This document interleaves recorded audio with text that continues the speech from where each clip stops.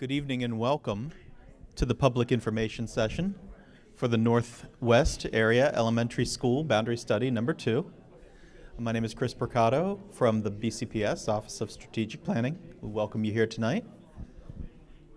So the committee has met, we're here at Milford Mill Academy High School cafeteria, and our committee has met 4 times prior to this to develop options to present to you here tonight. The committee presents to you tonight 5 options, A1, A2, B1, B2, and B3, which you'll find on the wall over here.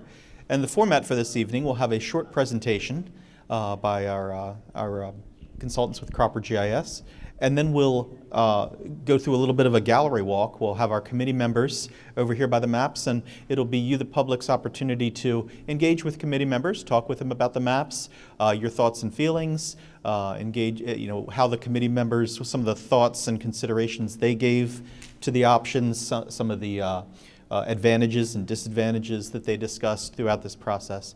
So we welcome you. We thank you for engaging with this process and taking this opportunity to learn more. Tonight also kicks off our public survey for these options. The survey link can be found on our boundary site at www.bcps.org. If you follow the Boundary Studies link at the bottom of the page, you can find the link to the Northwest Area Elementary School Boundary Study number 2, and very prominently at the top of that page, you'll find the survey links. The survey can be taken on any internet-capable device, tablet, phone, and we do have devices here tonight on the back table there if anyone would like to take it here tonight. The survey is available in multiple languages, and we have some survey cards available if you'd like to take some home for your family, friends, and neighbors. It has a QR code on it that you can scan that will take you to the survey, and we welcome you to take some of those home and share that link with your friends and neighbors and family. Just a few safety pointers to point out. Take a moment to notice the exit signs around the room. In the event of a fire alarm or an emergency that we would need to evacuate, our best exits are either out the door and to the left, back up to the main entrance at the bus loop where we came in, or to the right down the hallway here out towards the athletic fields. We do ask that you take a moment to sign in on the pink sheets for any members of the public tonight, or on the green sheets for all our committee members. In the event that we did have to evacuate, we could use those sheets to take accountability and make sure we were accounted for everyone. We'll thank our BCPS-TV team for live streaming with us here tonight, and we thank all the offices and staff from BCPS who are here supporting us this evening and able to answer any questions. If you need any help with the assistance of any BCPS staff, we're wearing the orange placard name tags tonight. We do have Spanish translation this evening. I believe Senor Pedro is here with us tonight, and he is available if anyone would like Spanish translation services. Again, we thank you very much for attending. Oh, and restrooms are just out the door to the left here.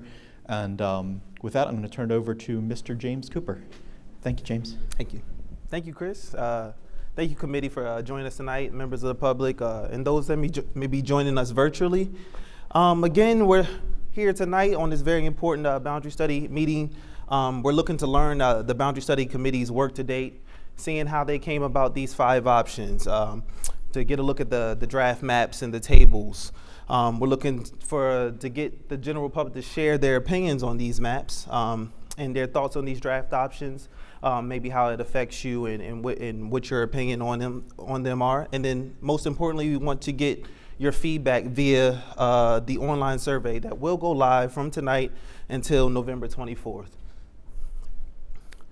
So just a background on the boundary change study process. It's guided by policy and Rule 1280, and it is facilitated by the independent consultant, I myself, James Cooper, on behalf of Cropper GIS Consulting. It is driven by a community committee. It's made up of principals, teachers, staff, and parents from the schools that are involved in this boundary study area. They are taking an objective examination of data in order to collaborate and create options with engagement with the greater community and general public in order to recommend an option to the school board of education for approval. So we're here tonight on Wednesday, November the 6th, and as Chris outlined, the committee has worked hard since September over the past 2 months deliberating over options. They've looked at over 11 different options up to date, and they've honed in on these 5 options to move forward with here tonight. And tonight's very important because it gives them an opportunity to hear from the general public on your feedback on these options, so they can kind of zero in on and gain a consensus on, of these 5 options, which one may be the best one to recommend to the board. So looking at this Northwest Area Elementary School Boundary Study number 2, these are the participating schools. There are 8 participating schools with 2 project schools, those being Deer Park Elementary and Scotch Branch. Those 2 project schools are considered are having a new construction being done, and therefore they are expanding their seats. And with them expanding their seats, we are looking to expand their school zones in order to relieve some of the overcrowding within this study area. So if you fall within any of these participating schools or project schools, you do have the potential to be impacted within this boundary study. So looking at the objective that the committee has been looking at throughout this boundary study, they're looking to provide capacity relief to the Northwest elementary schools within this area. They're also looking at returning all early childhood 3- and 4-year-old programs at Cantfield ELC to their home school and regional programs, while also expanding the early childhood program per the blueprint for Maryland's future at all schools in this boundary study process. So all the elementary schools within this boundary study area will be expanding their preschool and pre-K seats at all the elementary schools within this area. So ways for the community to be engaged. You can visit bcps.org. There's a link for boundary studies. You can scroll down and you will find the Northwest Boundary Study number 2. There you'll find all the statistics that the committee has been evaluating throughout this process, to go back and kind of see the options that they've been deliberating on throughout this process.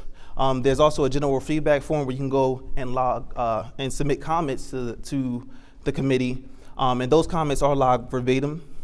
You also are able to observe committee meetings virtually, and those committee meetings are recorded, so you can go back and watch previous meetings that have been recorded in the past.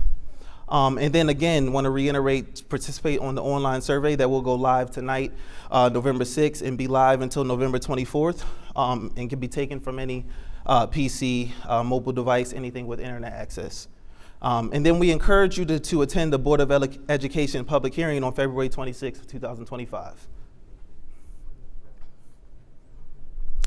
So again, the committee has selected 5 options of the 11 total options that they have reviewed up until now. They have 5 options, options A1, A2, B1, B2, and B3 tonight that they want you as the general public to come up and review for your feedback. Again, all these maps and data have been prepared for each option, and all these can be found on the Boundary Study webpage. There's also a web map, interactive web mapping tool where you can go on and it's at croppermap.com/BCPS-NWESBS 2024. There you can go on via your mobile device or any computer, and you can look at these options on that device, and you can turn the options on and off. You can also put in your address. It's a very good tool, zoom in and out, bring up parcel data, roads data. It's a very good resource to see if you will be impacted in any of these options. We definitely encourage you to bring it up even tonight during your discussions. You might see me use it as well, especially if you're wondering if you're actually going to be impacted. The plot maps are very good, but we do believe that this is one of the best tools that you can use throughout this process. So the committee has been looking at tables throughout this entire process. While the maps are very good, the tables help correlate to see what are the impacts of moving some of these areas. This is an enrollment table and enrollment and utilization table that they have been using. This shows what the current enrollment is based off of end of year enrollment. It shows what the post-grade enrollment would be, considering once the post-expansion is done for Deer Park and Scotch Branch, and the pre-K and preschool expansion at each school is completed. And you can see here at the preschool through pre-K 5th grade utilization post-movement column there that the utilization throughout the study area, that there are some schools that will be overcrowded. For example, Lyons Mills, Newtown are overcrowded, while Deer Park has some significant room once their construction is complete. So there is opportunity here to move some areas around in this study area to try to balance out utilization for the schools here. There are estimated enrollment tables, and we have plot maps as well as online. You'll see those maps in the stat handout. And you'll see estimated enrollment tables for current and then also the options. And this just shows you whether, if you want to know what are the total amount of students that will be enrolled at each school currently, and then what are the total amount of students that will be enrolled at each school in each option. The estimated enrollment tables will kind of show you that number. And as well as there's other tables that show you the utilization, which shows you how full a school is and compared to its capacity. Maps have been the backbone, have been a very good resource that the committee has been using throughout this process. And this is a snippet of what those maps look like. They all have legends. Each map is color-coded based on the base school zone that is present there. So for example, Deer Park is color-coded as purple on these plot maps. And the black outlines that you'll see on these maps show you what the current elementary school zone is. So when you see a color bleed past that black outline, that shows you that a school zone is expanding and taking over and changing from one school area to another. High school and middle school boundaries are also shown in green and pink on these, just to kind of show you where the high school lines are drawn, so you can kind of get an idea of where elementary school feeds into a middle school. Also on these maps, there are planning blocks, and these have been a very good resource that the committee has been using throughout this process. It's been a good, unique identifier tool. It breaks down all of the elementary school zones into little pockets, little puzzle pieces that the committee has been using to kind of understand the impact of moving a particular area from one school zone to another. So just think of this Randallstown Elementary, for example, breaking that entire elementary school zone down into a bunch of puzzle pieces that are normally bound by some of the major roads and subdivisions and neighborhoods. And the planning blocks each have a unique identifier, like, for example, planning block 602. So it's a good way to try to say, if you want to try to identify where you live at, there's no other planning block that has that number.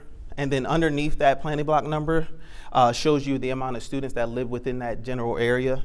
So as the committee has been evaluating moving certain areas from one school zone to another, the planning blocks have been a really good tool for them to understand what are the impacts. How many students will I be moving from this school to the next? If I consider moving, say for example, planning block 601 from Randallstown to Deer Park, how many students would I move? These planning blocks have been a good tool for them, and they're displayed on these plot maps as well. And if you do have any questions, definitely feel free to ask them to elaborate on those. So just here, looking at a snapshot of option A1, again, you'll see that the base color of each school zone is colored differently, and if that color bleeds over the black line, it just shows you that school zone is expanding. So just looking at option A1, for example, you'll see that Deer Park expands west into what is currently Newtown. Looking at the orange zone, which is Lyons Mill, it expands a little bit north into what is currently Newtown as well, to kind of give those schools relief. And then there's also another map that is below the plot maps as well. And that just kind of shows you, it takes the color away and only highlights areas that are impact. So if you want to know, what are the only areas that are changing per option, the other plot map that just shows these blue areas shows you exactly what areas are being impacted. And there's a label that says, this area is moving from Newtown to Deer Park. So it's a very good, concise way to kind of understand, I just want to know exactly what areas are being impacted. I don't want to know where the entire school zone is. I just want to know what areas are being impacted. The plot map below that's just only has colors of blue will highlight that and is correctly labeled to kind of show you what areas are only being impacted in each option. So if you look at A1 versus A2, there's not a big difference between that, besides this area down there along Randallstown and Church Lane. Just across Liberty Road, that area it stays in Randallstown Elementary instead of being moved to Church Lane like it is in A1. We also have option B1, where you see the configuration of Church Lane is a little bit different. It moves up into Winans Elementary School and also extends a little bit more north and east in Winans. Deer Park also still extends a little west. And Lyons Mill doesn't extend as far north into Newtown Elementary as it does in option A1. And you'll see there, and the difference between option B1 and B2 is just that area across from Liberty Road from Randallstown. It actually stays in Randallstown Elementary. So it's not a very big difference between option B1 and B2. And then in B3, there's a little bit more difference between option B1 and B3, where Woodhome Elementary actually keeps most of its zone and stays unimpacted instead of all that area moving to Winans Elementary School. So I'm almost done here with the presentation. We're going to have a gallery walk. And for the gallery walk, we'll have the committee gather around those maps there. We have all of the maps and the tables posted up on that wall. We encourage those with the public to gather around. All the committee have green lanterns on. Staff have green lanterns on. So we encourage you to go up around the maps, talk with them, any questions that you may have. To ask them about the process, any questions about the tables and statistics, or any map that you may have questions about. We encourage you to go ask any of those individuals. And most importantly, we encourage you to submit your feedback via the online survey for the comment form. While the discussions are very important with the committee, the survey responses will help all members of the committee get your feedback in whole and be able to maybe implicate some of the changes that you may like, or really hear some of the options that you favor the most. Again, the next scheduled committee meeting is Wednesday, December 4th, here at Milford Mill from 6 to 8 p.m.